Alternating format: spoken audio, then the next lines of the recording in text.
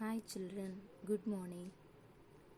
Now we are going to see electrical properties under Unit 1 Solid State. Electrical properties. On the basis of electrical conductivity, solids can be classified into three. 1. Conductors. Next, insulators, and the third one is semiconductors. When we see about electrical conductivity, the range between 10 power 8 to 10 power minus 12 ohm power minus 1 centimeter minus 1. First, let us see about conductors. When we see about conductors, conductivity range will be closer to 10 power 8. Conductors conducting electricity due to flow of electrons. So we can say this type of conduction as electronic conduction. And when we see examples for conductors, almost all the metals are conductors. Silver, copper, aluminum are most common examples. Next, insulators. When we see about conductivity of insulators, the range will be closer to 10 power minus 12. And in insulators, there is no conduction. It will not conduct electricity. Example, wood, plastics, rubber, sulfur, phosphorus, etc. And the third one is semiconductors. In semiconductors, the conductivity range will be 10 power minus 5 to 10 power 6. Due to presence of impurities and defects in the crystal lattice, semiconductors conducting electricity. Already we have seen under defects, under point defects, we have seen this type of semiconductors. Semiconductors formed due to covalent bond between two elements. And we have seen two types of semiconductors under that. What are they? Can you recollect? Yes, one is N type and another one is P type. And electrons and holes responsible for conduction in semiconductors. When we see examples, silicon and germanium doped with group 13 and group 15 elements.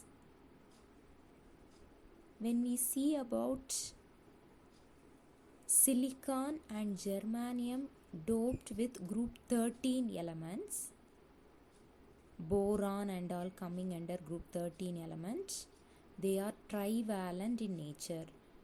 So when we see about covalent bond formation, in silicon 4 electrons in the valence shell, and in boron like group 13 elements 3 electrons in the valence shell. So when we see about bonding, there is a formation of one electron hole or one hole. Due to hole, here conduction is taking place. So this type is coming under P type. And when we see about semiconductors formed by silicon and group 15 elements like phosphorus, group 15 elements are pentavalent in nature. So silicon tetravalent, phosphorus pentavalent. After the formation of covalent bond, there exists a free electron. So there is a conduction due to free electrons. Hence, this type is known as N type. So, electrical properties can be classified into 3: conductors, insulators, semiconductors. When we see about alkali metal halides, at room temperature they are acting as insulators because all the ions are static in this temperature. But when the temperature is rise, it becomes conductors due to the movements of ions.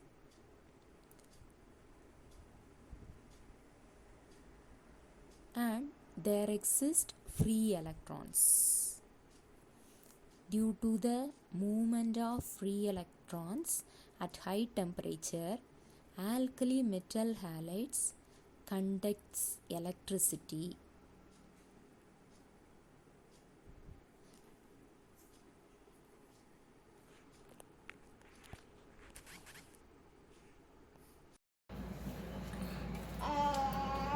We can classify solids into 3 based on its electrical conductivity. You are familiar, that is it. What are they? Conductors,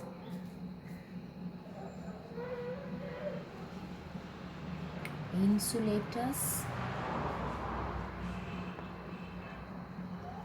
and semiconductors. Now we are going to see how these are conducting electricity based on band theory. Band theory. This is based on MO theory, molecular orbital theory. Based on molecular orbital theory only, band theory is explained. In band theory, there are 2 types of bands we have. One is valence band and the next one is conduction band. Valence band and conduction band. When we see about valence band, it is formed from atomic orbitals of lower energy. Atomic orbitals of lower energy. It contains valence electrons. It contains valence electrons. For example, if you consider lithium, what's the atomic number? Hydrogen, helium, lithium. Atomic number is 3. So, when we see electronic configuration, 1s2, 2s1. What is the number of valence electrons here? 1. This one valence electron will be in valence band. Okay. The next one is conduction band. Conduction band formed from empty or partially filled atomic orbitals of higher energy. So the energy of conduction band will be higher. When we see about conduction band, if you consider lithium, the next two valence orbital is what? 2p, is it? The 2p orbital will be in which band? Conduction band. Okay. So we can say conduction band is formed from empty. It is empty, is it? No electrons. Or in some cases it will be partially filled atomic orbitals of higher energy. So conduction band is formed from empty or partially filled atomic orbitals of higher energy. Now let us see the explanation for conductors based on band theory. So when we see about conductors, we can say so many examples for that, is it? Mostly all the metals are conductors, yes. Silver, aluminium, gold, copper, etc., etc. We can say so many examples. When we see about conductivity in conductors,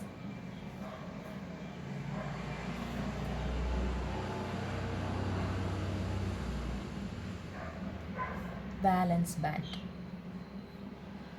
will be in lower energy and conduction band will be here. Conduction band, when we see about the energy gap between valence band and conduction band, that will be very less, or in some cases these two bands can overlap. These two bands can overlap. Or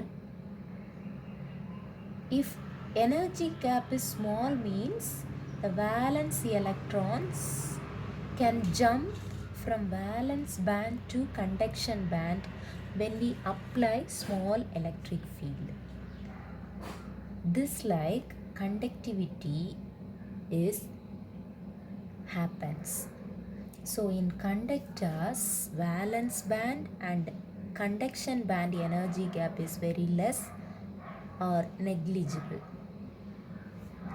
And when we see the next one, insulators,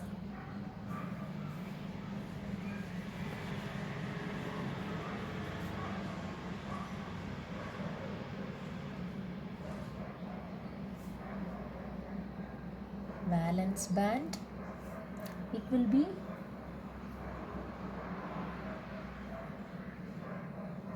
maximum completely filled or partially filled valence electrons. It is occupied by completely filled or partially filled valence electrons. And when we see the